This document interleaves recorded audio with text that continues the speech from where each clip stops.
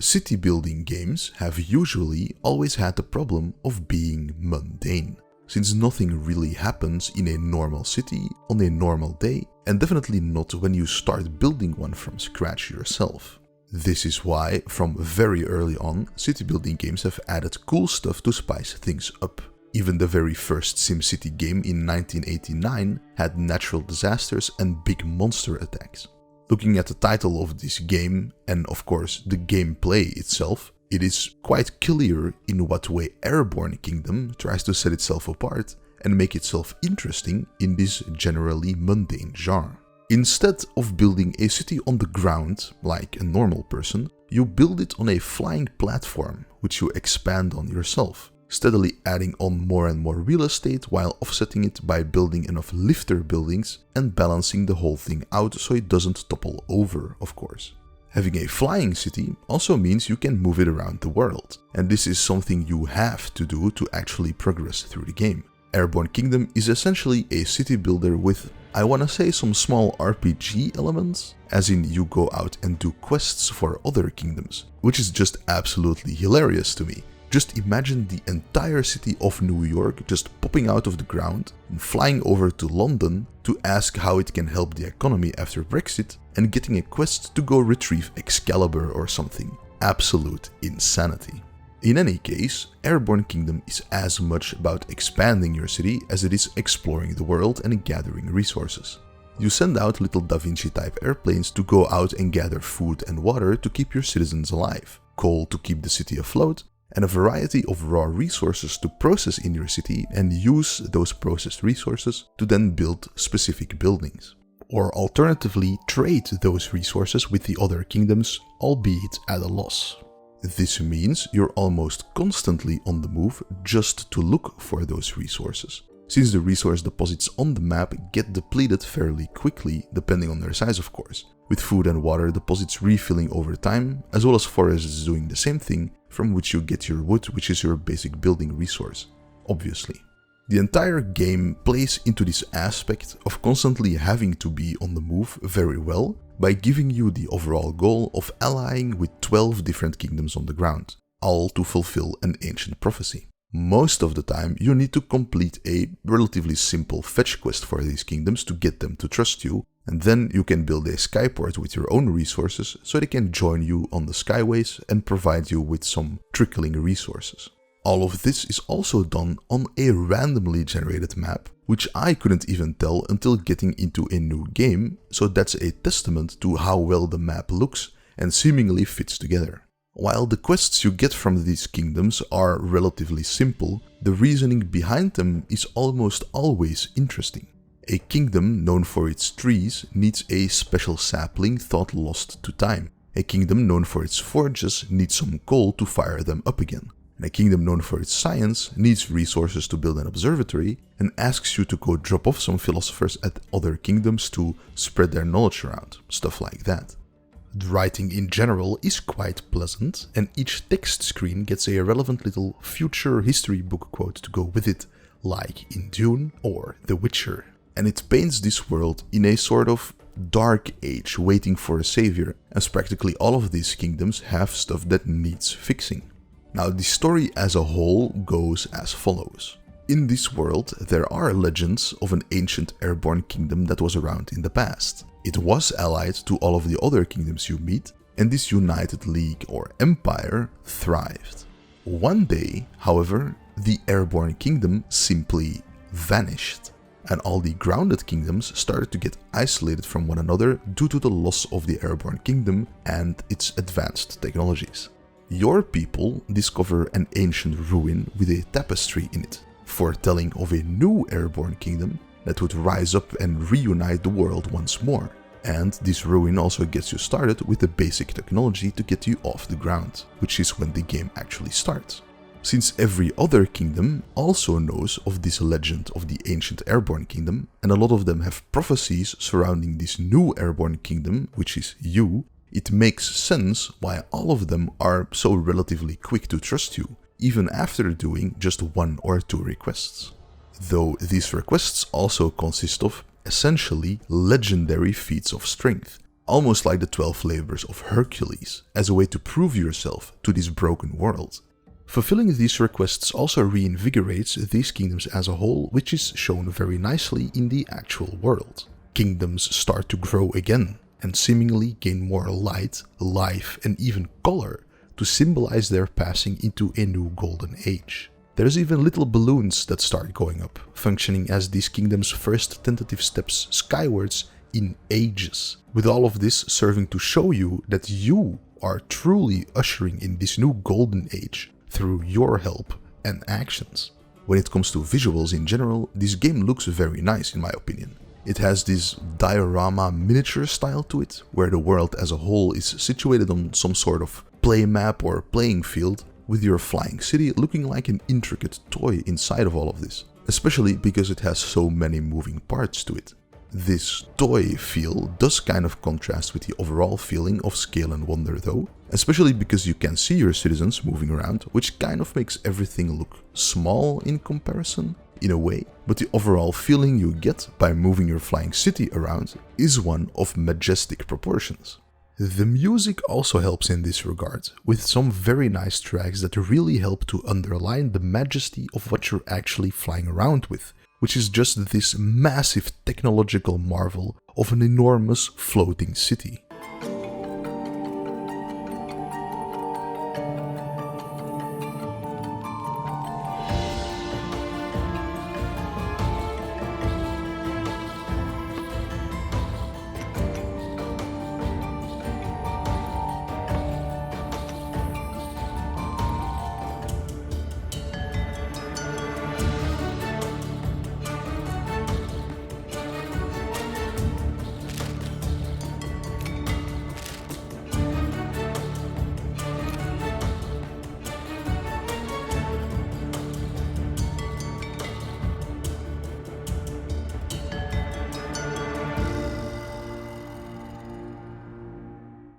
The style of buildings in your city is also very nicely inspired by Arabic Indian architecture, with the grounded kingdoms all looking fairly different depending on their location and biome.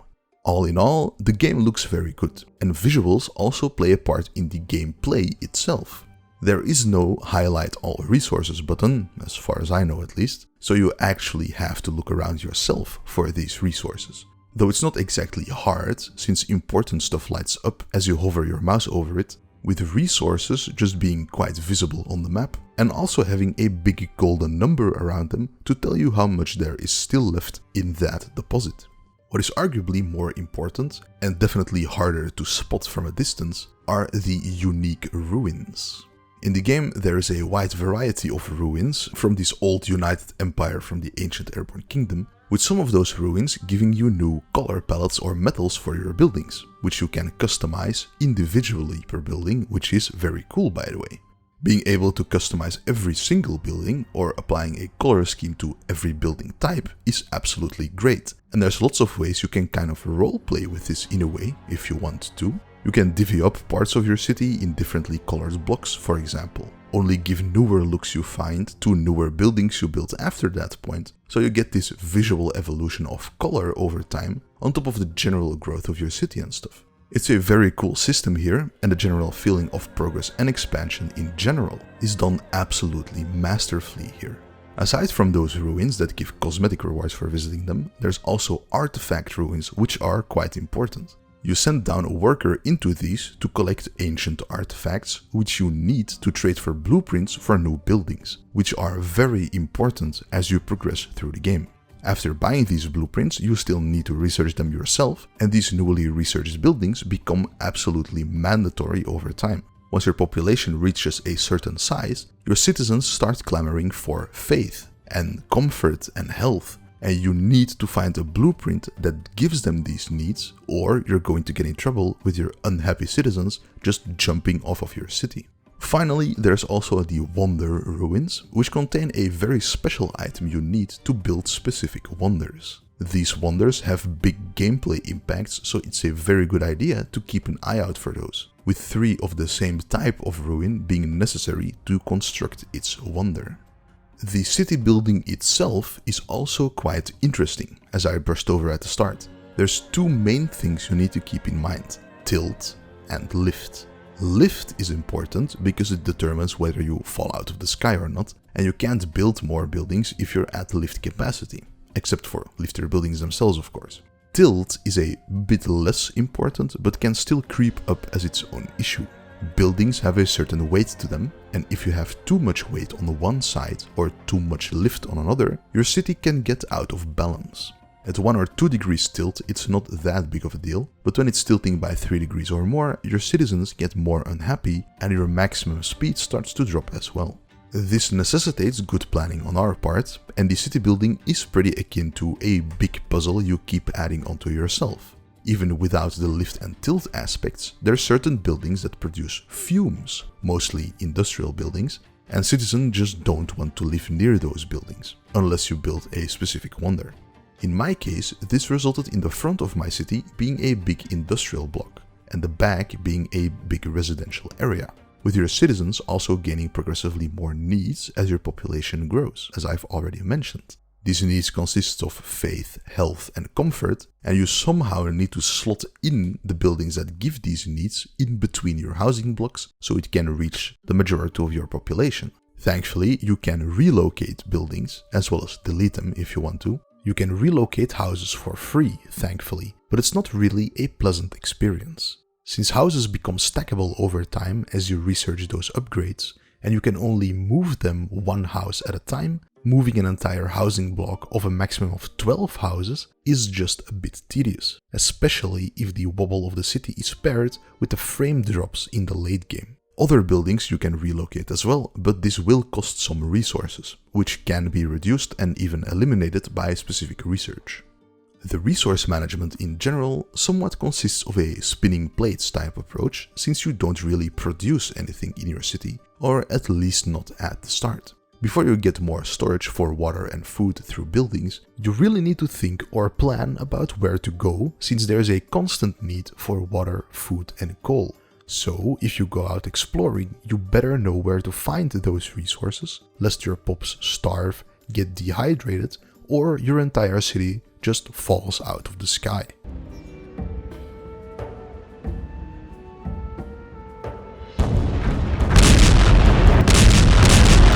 As your population grows, so does the overall consumption of food and water, but this can be offset a bit by research and greater storage. And in the latter part of the game, you can find blueprints for farms and water condensers, so you can be slightly self-sufficient in the air. To be completely self-sufficient isn't easy, but it is possible, at least for food and water. Coal usually stays pretty constant as a need, though you can also build charcoal huts to produce coal in your city. These do require wood though, but you start gaining a steady supply of wood once you ally with the kingdoms in the desert area, so in theory it's very possible. It really depends on what buildings you use for lift and propulsion though, with choices ranging from unpowered but labor-heavy wings to fully powered no labor needed rotor engines, with the full powered buildings needing a lot of coal of course. Following from this, population is also its own resource. You need free labor to build stuff and gather resources. And all industrial buildings take a population to function, including some of those lift and propulsion buildings. As opposed to classic city builders, your population doesn't really fluctuate on its own. You can gain pops by recruiting would-be sky travelers from minor settlements, provided your existing population is happy enough for them to take interest. You also gain some pops by allying with a kingdom, and you can gain a ton in a short amount of time in the tundra area, though that has its own risks. You can also lose your pops by having them be unhappy for too long, at which point they will literally just jump off your city. All of this results in a very interesting city building game with a fairly unique take on the genre as a whole. And I actually finished my own playthrough in one big sitting simply because I thought the game was so cool to play. This does not mean the game is perfect, however, and it has its own fair share of issues, like most games do. The text boxes especially were the biggest issue here for me, with the text appearing over time like a lot of games do, but this was always super choppy for me. I don't know if this is a problem with the game itself or if this was something on my end or whatever, but this got very annoying and I just clicked through it. so I didn't even see the animation anymore. Even then, the text boxes felt like they just had a lower frame rate than the rest of the game for some reason. Constantly having to look around using your magic scrying mouse in the misty parts of the map for ruins and whatnot was pretty annoying at times too, especially when you're looking for the Wonder Ruins and find out you just missed one. Thankfully, I got the map revealing wonder fairly early, which lets you see every important ruin, including the other Wonder Ruins and settlements on the map. But if you get unlucky or just miss one after exploring the entire map, I can imagine this being a huge source of frustration. Especially because you need 3 Wonder Ruins and there's only 3 Wonder Ruins. Visiting quest ruins before actually being on the quest doesn't actually do anything, which is a bit understandable because you don't know what you're actually there for, or whether or not there is something useful there in the first place. But this can result in some backtracking, which in itself is very weird to say about a city building game, but backtracking is almost never fun to do. There were also consistent frame drops when building stuff, and this was also a big downer, especially once your city starts getting pretty big. Though I can forgive this a little bit, because I can imagine that whatever calculations need to happen in the background are pretty sizable, but this doesn't excuse it completely. This game has been out of early access for more than a year, and aside from the one big free update in which you explore a frigid tundra wasteland, it seems the developers have moved on to their new project. That tundra update did add some interesting stuff though, a big area to the north with a lack of food and water, and staggering levels of cold, which necessitates rearranging parts of your city so specific buildings can still operate at peak efficiency by putting them next to a new furnace building. This was also one of the only times I was really fearing the possibility of dropping out of the sky. Since the cold effect reduces the efficiency of your buildings, your lift capacity steadily starts dropping without the aid of furnaces to alleviate this. Though I did visit this area at the very end of my playthrough, so I did already have enough storage, buffers and speed to just power through this area without breaking too much of a sweat, though that in itself would be hard because it is so cold there, of course. It was a nice change of pace with the addition of cold as a difficulty layer and of course the unique visuals of this new area, but it was not exactly super substantial or anything. It's not like the game turns into Frostpunk all of a sudden. This then brings us towards the end of our journey. Spoilers for the ending here, it's not a lot, but just click ahead if you don't want them. So, after you complete your quest of allying with all 12 kingdoms and building up your population enough, and optionally finishing up your wonders exploring the tundra and the rest of the map, you gotta go back to where it all began to fulfill this prophecy. Once you get back to the tapestry ruin, all is revealed to you. As it turns out, the Airborne Kingdom is part of a never-ending cycle, where each successful Airborne Kingdom gets to ascend to the stars after uniting the world. And every time they do, the world falls back in a dark age until a new Airborne Kingdom is built.